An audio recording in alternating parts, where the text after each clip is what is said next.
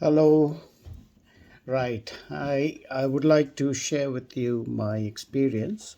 Now, what I've thought is that I'll make three small videos to show how COVID has affected me.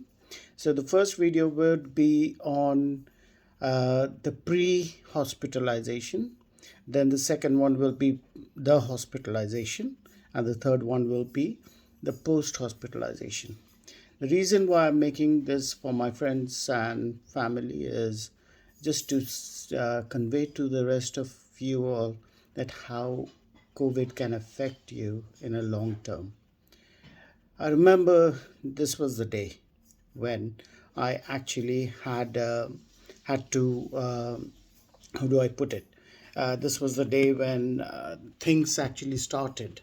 I actually had no clue because I used to follow the government rules.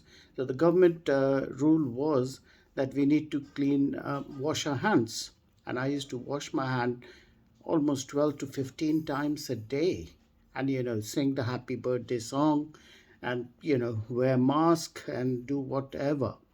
But then, you know, I think it was today that slowly things started to go downhill in the sense that my appetite started to go down.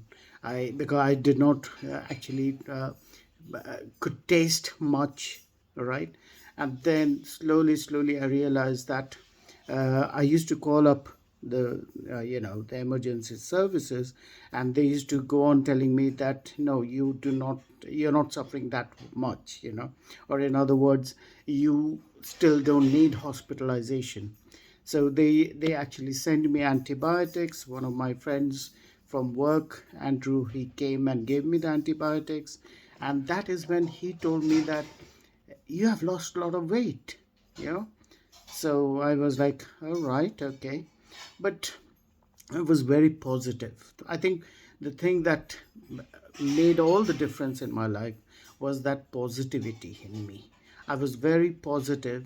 I was like, okay, things may go wrong, but I am not going to give up. In fact, I have so much of trust on the doctors and medicine and science. So these are the three things I trust the most. Prayers obviously is important, but I think it goes in this order. Yeah, doctors, medicine, and science. And I knew because science was so because I'm a science teacher, and so if I used to tell myself, come on, science is going to save you even if something goes wrong, right? And that is when things happen. And it was my I used to call up my brother in India, who's a doctor, and he told me, okay, what is your oxygen level? The use an oximeter to find out. Obviously during that time it was locked down, so I could not go out to buy an oximeter. So what I did was that I downloaded a stupid app on App Store, and that's where things went wrong, because that app was not a good was not the right app. So net result, it used to always show me that my oxygen level was around 96, 97%.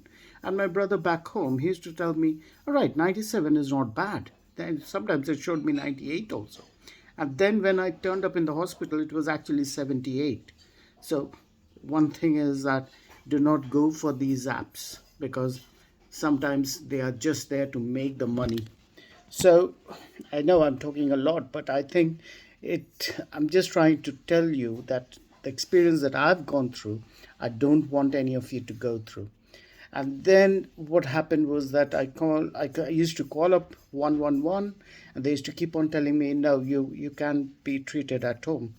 That's when I called a doctor here, a friend of my brother's, and I called him up and I told, see, this is the problem. And as soon as I spoke my first sentence, he told, drop the phone, call 999. And then also I was thinking that no, I'll call the next day. As a person who is very positive, you always feel that no, maybe a day would matter. And that's when I called up 999, and they turned up, and the first thing they did once they took me to the hospital. Thank you.